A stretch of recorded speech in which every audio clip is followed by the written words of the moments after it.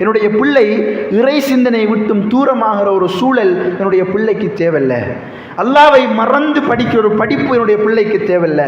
அல்லாவை மறந்து செய்கிற ஒரு தொழில் என்னுடைய பிள்ளைக்கு தேவையில்லை.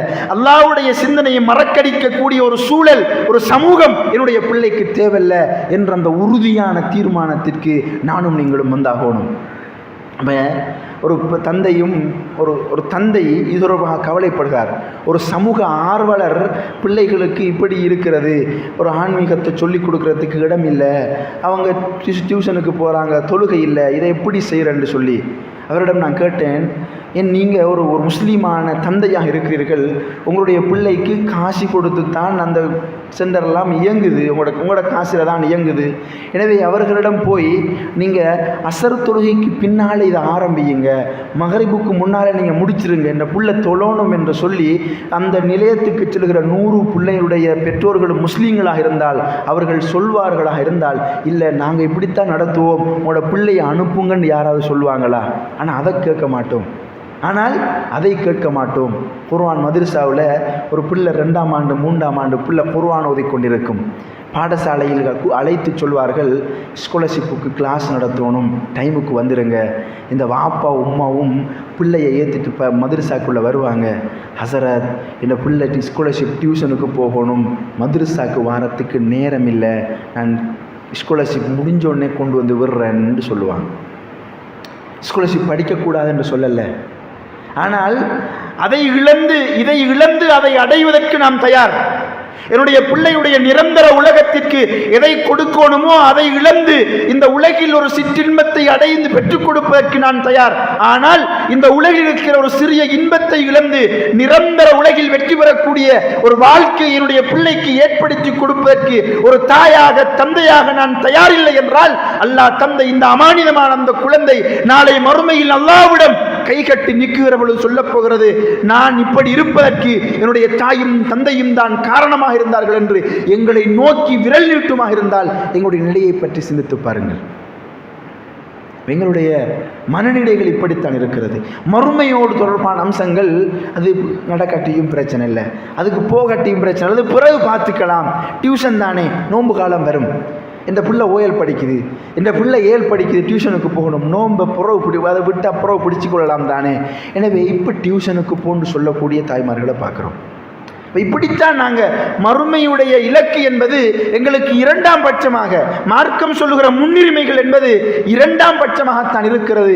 இந்த உலகில் வெற்றுக்கண்ணுக்கு முன்னால் என்னுடைய பிள்ளை அடையக்கூடிய அந்த பட்டமும், என்னுடைய வெற்றுக்கண்ணுக்கு முன்னால் பிள்ளை வாங்கக்கூடிய மாலைகளும் தான் எமக்கு மிக உயர்ந்ததாக தெரிகிறது. ஆனால் சஹாபாக்களுக்கு அப்படி அல்ல. பலஸ்தீன் இன்று உலகத்தின் சுகதாக்களின் பூமி, இரத்த கரை படிந்த ஒரு பூமியாக சீரழிக்கப்படுகிற ஒரு எங்களுடைய புனித பூமி. இந்த பலஸ்தீனில் ஒரு தாய் இன்றைக்கு பல நூற்றாண்டுகளுக்கு முன்னால் ஒரு தாய் குழந்தை ஒன்றை பெற்றெடுக்கிறார். அந்த குழந்தையை பெற்றெடுக்கிற பொழுது தந்தை மரணித்து விட்டார், அனாதை. அந்த தாயும் குழந்தைகளும் அனாதையாக இருக்கிறார். இந்த தாய்க்கு ஒரு லட்சியம் இருந்தது, என்னுடைய பிள்ளையை இந்த அல்லாஹ்வுடைய மார்க்கத்திற்கு பணி செய்கிற ஒரு சிறந்த ஒரு ஆலிமாக மாற்ற வேண்டும். அவர் வாழ்ந்த அந்த சூழலில் பார்க்கிறார், அப்படியான சந்தர்ப்பம் கிடைக்கிற மாதிரி அந்த பிரதேசத்தில் இல்லை.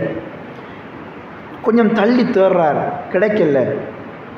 அந்த தாய் பல 1000 கிலோமீட்டர்களுக்கு அப்பால் இருக்கக்கூடிய ஒரு இடத்தை அடையாளம் கண்டு கொள்கிறார். அந்த இடத்திற்கு என்னுடைய பிள்ளை சென்றால் அல்லாஹ்வுக்கு விருப்பமான ஒரு பிள்ளையாகவும், அல்லாஹ்வுடைய மார்க்கத்திற்கு பணி செய்யக்கூடிய ஒரு பிள்ளையாகவும் என்னுடைய பிள்ளை வளரும் என்பதை அந்த தாய் அடையாளம் கண்டு கொள்கிறார்.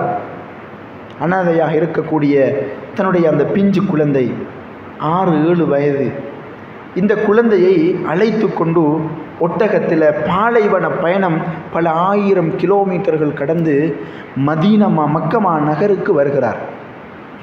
எங்கே வரார்? மக்கமா நகருக்கு தன்னுடைய பிள்ளையை அழைத்து கொண்டு வருகிறார். அழைத்து கொண்டு வந்து அங்கிருந்த அறிஞர்களிடம் தன்னுடைய பிள்ளையை ஒப்படைக்கிறார். ஒப்படைத்து விட்டு அந்த தாய் இப்போ திரும்ப போகிறார். அந்த தாய் திரும்பி போகிறார். தன்னிடம் இருந்த ஒரு சில நாணய காசுகளை அந்த பிள்ளையுடைய கையில் ஒப்படைத்து விட்டு அந்த தாய் பயணிக்கிறார். 7 வயதில் அந்த குழந்தை குர்ஆனை மரணமிடுகிறது. 14 வயதில் இஸ்லாத்துடைய குர்ஆன் சுன்னா அத்துணை கலைகளையும் கற்று மார்க்க தீர்ப்பு சொல்லுகிற குழந்தையாக அந்த குழந்தை வளர்கிறது. இன்று வரைக்கும் உலகம் போற்றுகிற மிக பெரும் ஆலிமாக அந்த குழந்தை திகழ்கிறது.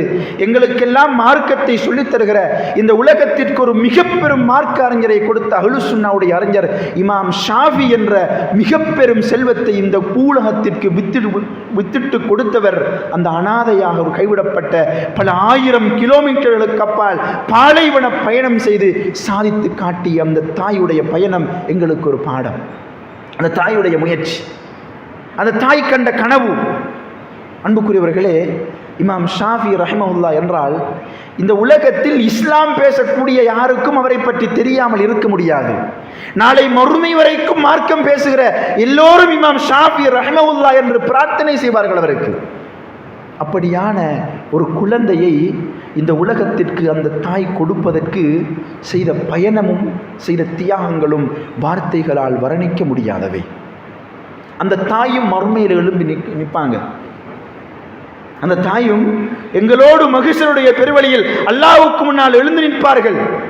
எங்களுக்கு தந்தை இருக்கிறது, தாய் இருக்கிறது, குடும்ப உறவுகள் இருக்கிறார்கள், படிக்கக்கூடிய அத்துணை வசதியும் இருக்கிறது, குர்ஆன் இருக்கிறது, அறிஞர்கள் பரகாமல் இருக்கிறார்கள். இந்த அத்துணை வசதிகளோடும் நாமும் நம்முடைய குடும்பத்தோடும் பிள்ளையோடும் அல்லாஹ்வுக்கு முன்னால் எழுந்து நிற்போம். அல்லாஹு தஆலாவிடம் அந்த தாய் சொல்லுவாள், யா அல்லாஹ், என்னை நீ அனாதையாக விட்டிருந்தாலும், வறுமையில் துவண்டு போன ஒரு மனிதனாக என்னை விட்டிருந்தாலும், பல 1000 மைல்களுக்கு அப்பால் தான் பாலைவனத்தில் தன்னந்தனியாக பயணித்து பல சவால்களுக்கு அப்பால் சென்று உனக்காக உன்னுடைய மார்க்கத்திற்காக நீ தந்த அமானிதத்தை உருவாக்கி விட்டிருக்கிறேன் என்று அந்த தாய் சொல்லுகிற பொழுது, நம்முடைய கருவறைகள் சுமந்து அத்துணை வசதிகளையும் எமக்கு அருகாமையில் தந்துவிட்டு அந்த ரப்பிடம் நம்முடைய பிள்ளையை ஒப்படைக்கப் போகிற பொழுது ஒரு தாயாக நானும் நீங்களும் என்ன பதில் சொல்ல போகிறோம்? என்ன பதில் சொல்ல போகிறோம்?